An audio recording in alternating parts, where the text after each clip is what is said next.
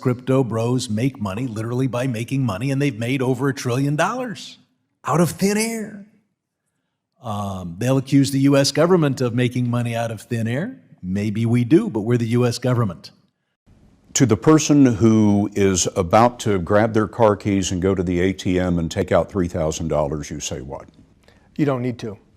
Your ATM is safe, your banks are safe, there's enough cash in the financial system, and there is an infinite amount of cash at the Federal Reserve, an infinite amount of cash at the Federal Reserve, an infinite amount of cash at the Federal Reserve. BRICS is a good thing. Kill the American dollar. Welcome to Busy Brain Club, where thinking is free and we should do more of it. Interesting news coming out of China.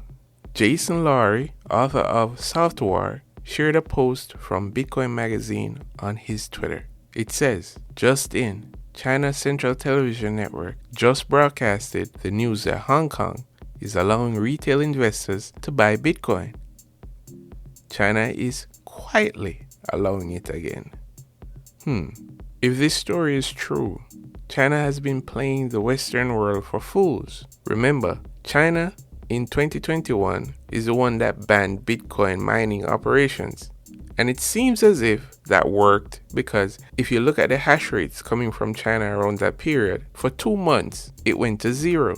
But soon after, the hash rate for Bitcoin returned almost to the same levels as if the ban didn't happen. I've always found this suspicious, because everyone would say things like, the miners went underground and they're mining Bitcoin against the wishes of the Chinese government. Now, does that make any sense? You mean to tell me King Ding-a-ling, Xi Jinping, who has such a control over things in China, is so incompetent he can't find miners who are mining Bitcoin underground? Oh please. China was banning Bitcoin outwardly, but inwardly they had the blessings of Xi Jinping to continue mining, perhaps with some conditions that we will never know. Meanwhile, in the US, we are selling Bitcoin. The US government, after seizing millions of dollars in Bitcoin around 2014 from the Silk Road Marketplace hack, is now selling it at a profit. It was worth perhaps $50 million approximately at the time, the seizure, but it's now worth over $1 billion. The selling part is not even the crazy part. The fact that the US regulators are dropping the ball on what is likely going to be the reserve asset of the world. China faked banning Bitcoin. Meanwhile, they're mining it and they're allowing their citizens to use it. That is the same story that is happening on a global scale. If you're in the Bitcoin space, you've heard of El Salvador adopting it as legal tender. And a bunch of countries have been mining it in secret, like Bhutan.